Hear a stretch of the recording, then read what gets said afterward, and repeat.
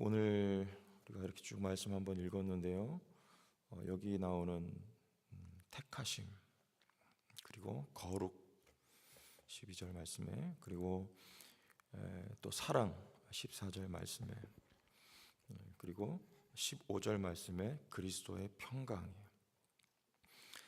거룩함이나 또 대표적으로 제가 세 단어만 꼽아 보았어요. 또 사랑이나 평강이나 천국의 요소들이죠. 천국은 거룩한 백성들의 모임이며, 또 천국은 사랑의 나라, 천국은 평강이 있는 곳이죠. 우리가 살아가는 이 땅에는 사실 사랑도 평강도 없습니다. 찾아보기가 어려워요. 하나님의 나라를 말하죠. 천국은 우리가 죽어서 가는 곳, 장소 개념이 아니고, 성경에서 말하는 천국은요, 하나님의 나라입니다.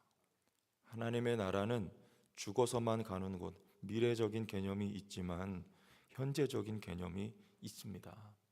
우리가 이 땅에 살아가지만 하나님의 나라는 우리가 살아가는 이곳에, 특별히 우리의 모임 가운데, 그리고 내 안에 하나님의 나라가 이미 임한 것이에요. 하나님의 나라는 통치의 개념입니다.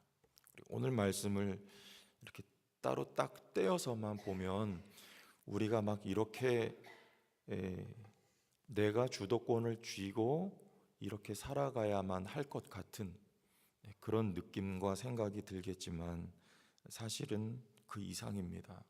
내가 주도권을 쥐고 살아가는 것이 아니고, 하나님이 내 삶의 주도권을 쥐시고 이렇게 살아가게끔 우리를 훈련하고 연단하셔서 이런 열매들을 맺어가게 하시는 은혜가 있기 때문에, 그 은혜를 바라보고, 그리고 그 은혜를 의지하여서 너희들도 이렇게 하라고 지금 말씀을 하고 있는 것이죠.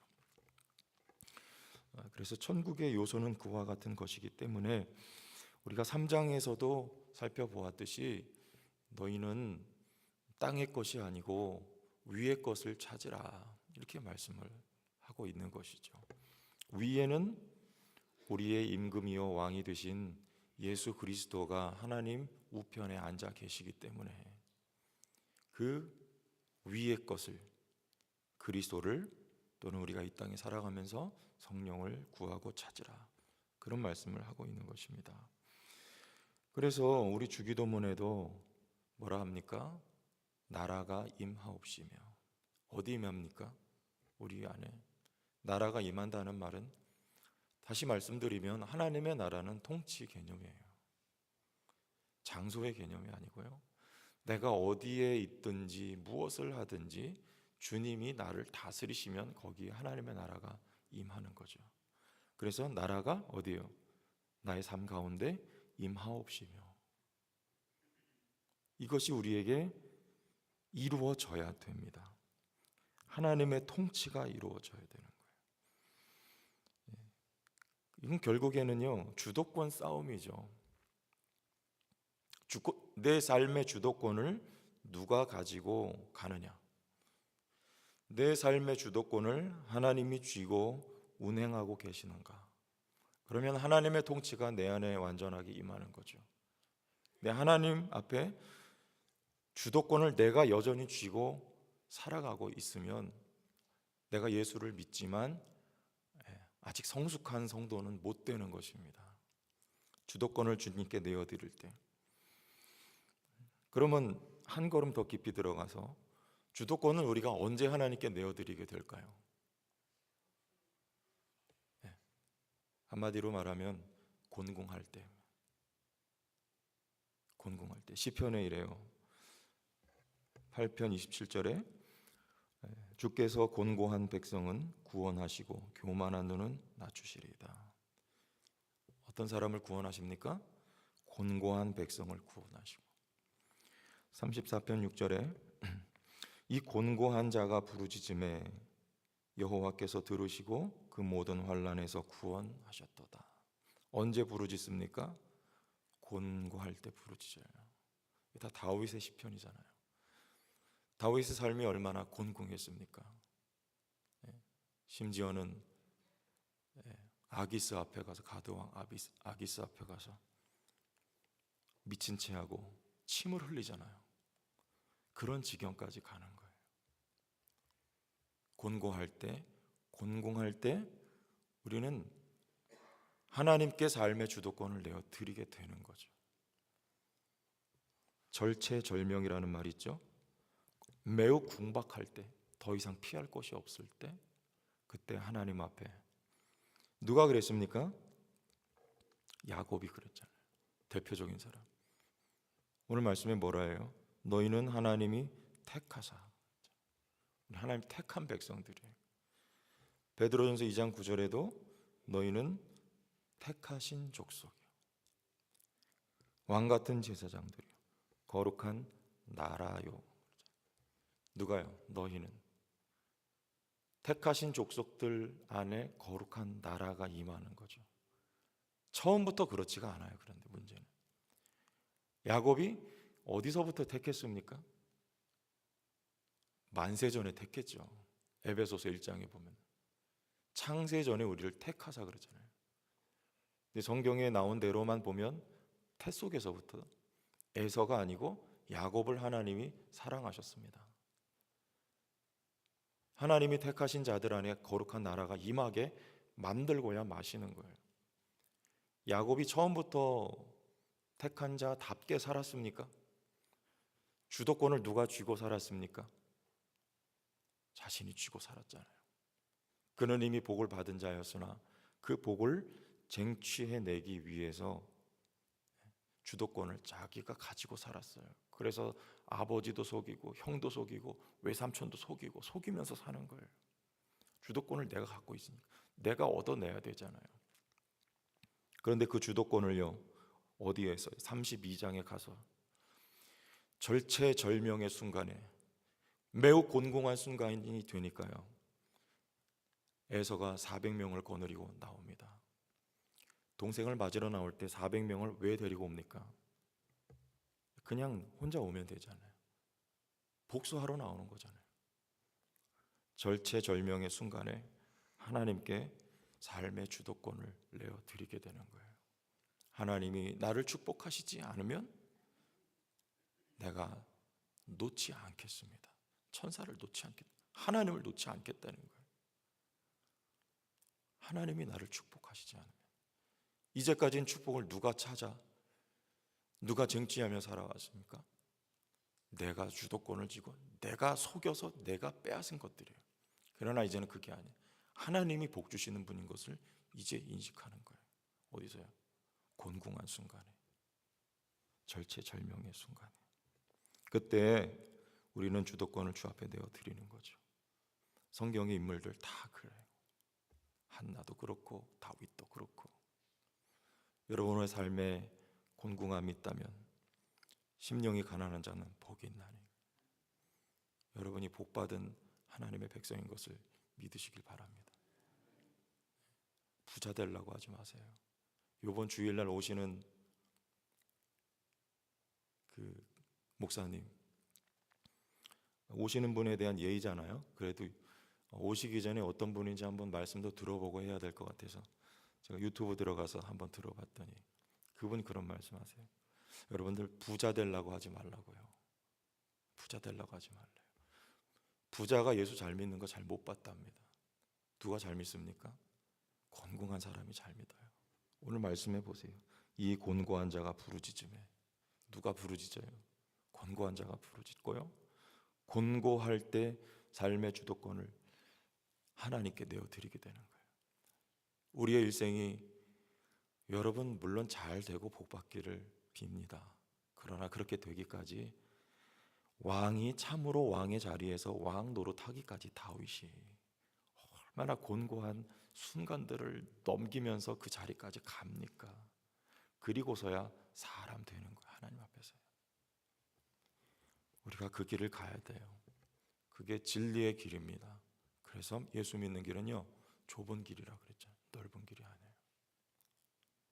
우리의 삶의 주도권을 하나님께 넘겨드리고 하나님의 통치가 다스리심이, 결국에는요 순종의 문제죠.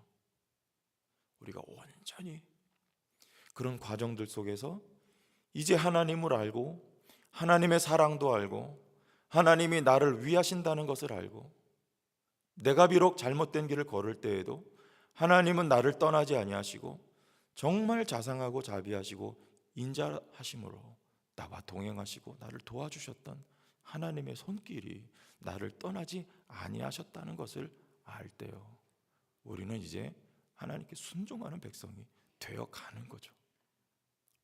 하나님의 통치가 순종하면서 내 안에 점점 임하게 되는 것입니다. 하나님의 통치, 하나님의 주도권. 그리고 오늘 말씀을 보세요. 사랑받는 자처럼 12절에 긍휼과 자비와 겸손과 온유와 오래 참음을 옷 입고. 이게 다 무슨 열매입니까? 인격의 열매잖아요. 여러분, 인격은 어디서 나옵니까? 오랜 시간 연단받아서 나오는 게 성숙한 인격 아니에요?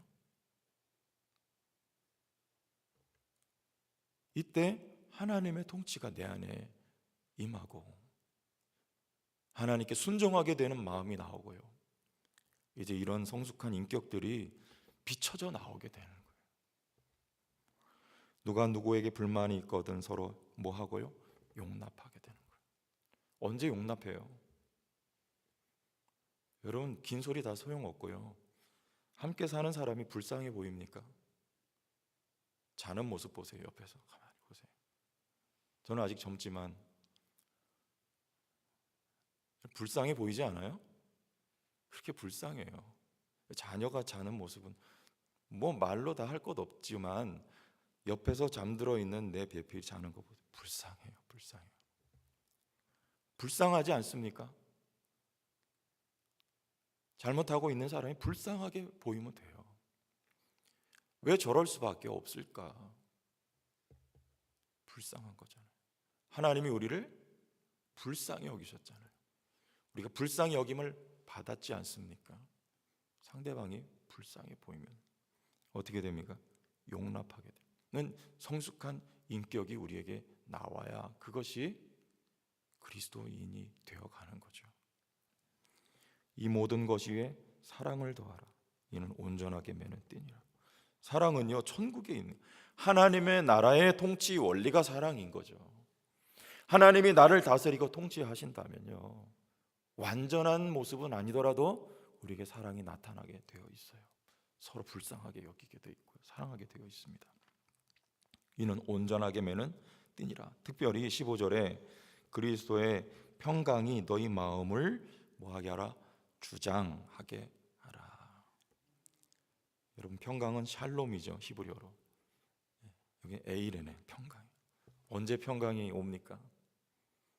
하나님이 통치가 내 안에 완전하게, 때로는 좌로나 우로나 치우칠 적이 왜 없겠어요? 있지만 그러나 우리의 방향성과 가는 그 길이 하나님이 통치가 내 안에 임할 때, 하나님의 말씀에 내가 굴복하고 순종하고 주도권을 그 앞에 내어드리고 하나님이 인도하시는 곳을 우리가 순종하며 따라가고 하나님이 가라 하신 곳에 가고 하나님께서 있으라 하신 곳에 있는 그 자리에 평강이 있는 거예요.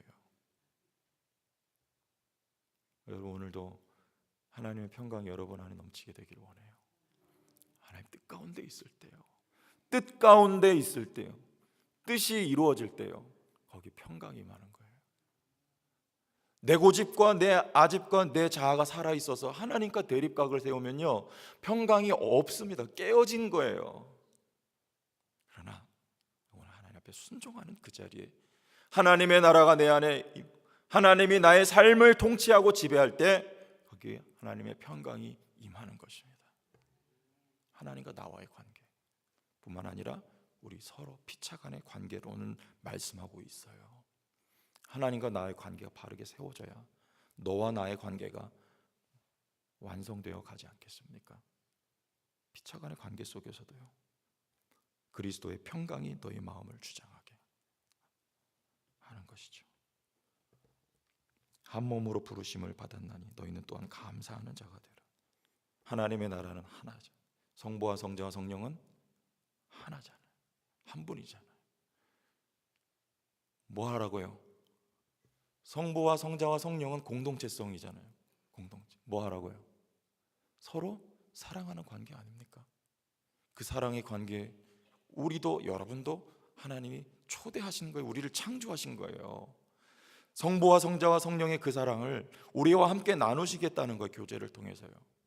그게 바로 교회예요. 한 몸으로 부르심을 받았다는 거죠. 그래서 16절에 함께 읽겠습니다. 시작.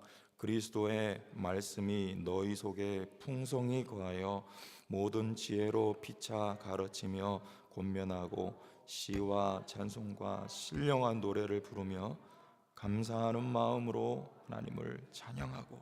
아멘. 뭐가 거예요? 그리스도의 말씀이 너희 속에 풍성히 거하여. 말씀이 육신이 되어 우리 가운데 거하시며. 이게 똑같은 단어예요. 거한다는 말은 장막을 친다는 말이에요. 성전이 구약시대에 있었잖아요. 이제 성전이 어디로 옮겨졌습니까? 내 안으로 옮겨졌어요. 그리스도께서 말씀으로 내 안에 거하심으로 장막이 쳐졌다는 거예요. 말씀이 육신이 되어야 우리 가운데 거하시며 그리스도의 말씀이 너희 속에 풍성히 거하여. 똑같죠? 언제요? 말씀 암송 많이 하면 됩니까? 암송해야죠. 이게 단편적인 거죠. 원리가 그게 아니고요.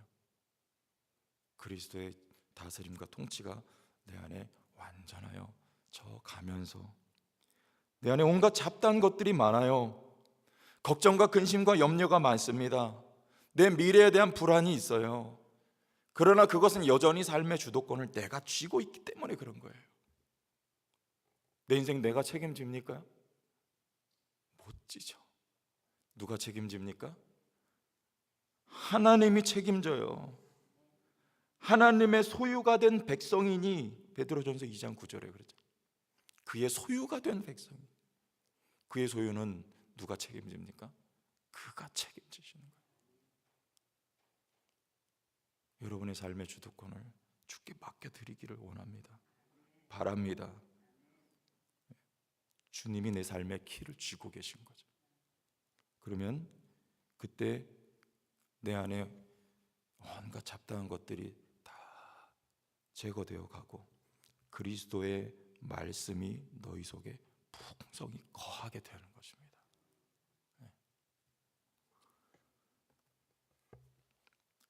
마지막 17절에 또 무엇을 하든지 말에나 일에나 다 주 예수의 이름으로 하고.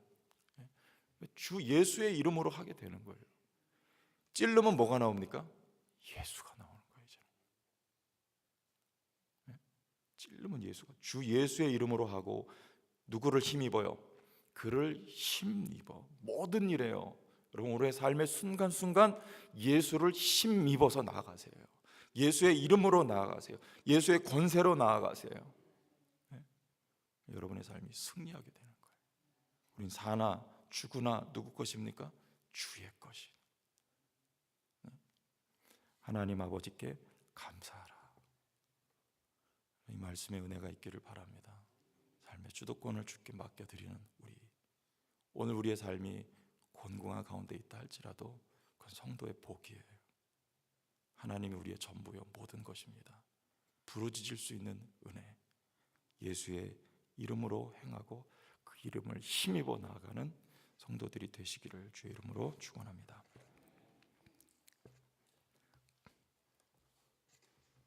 오늘도 주어진 시간들 속에 예수를 부여잡고 예수를 의지하고 예수를 힘입어 나아가기를 원합니다. 부르짖을 수 있다면 그것이 축복인 것을 부르짖게 하기 위하여 때로 곤고하게 하나님 궁박하게 때로는 절체절명의 순간에 임하게 하신다는 것을 기억하고 오늘 어려움 속에서도 부르짖는 주의 백성이 되게 하시고 부르짖어 하나님의 도우심을 힘입는 그리고 승리하게 되는 저희 모두가 되게 하여 주옵소서. 예수님 이름으로 기도합니다. 아멘.